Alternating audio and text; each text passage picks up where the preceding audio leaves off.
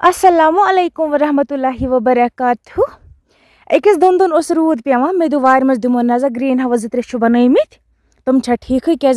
वरिया व्यूवर्स वोनमुत तह green house बनमित अगर शीन पे पेन शीन सत वसित मगर छन पेवान वसित कि फी वरी इथे पे बनावा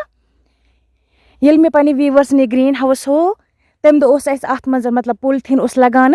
आज पोलिथीन लगोमुत तम दो अकुई बनोन बेस हम साइड त्रे हम साइड क्या यह बोड़ हूँ ब्या यम दह शीन पे फरवरीस मज जनवरीस मज दह शीन पे तम दह हा बह पन्ने व्यूवर्स ये ग्रीन हाउस यह मा शीन सत वसित पेमुत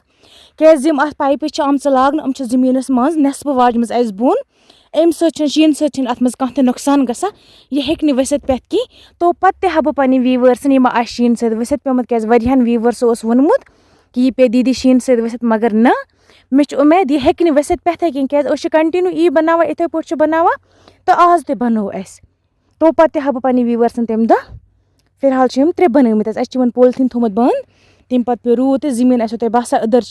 ये तल जमीन सह खुशक क्या रूद ब्रो अत पोलिथीन लोगमुत 3 ग्रीन हाउस ये थोड़ा लत ग वसित बाकी जमीन थोमुत सोरे शेरित तुलित थोमुत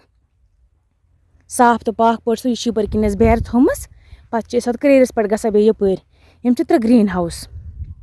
वन त्रो आज चला डिसम्बर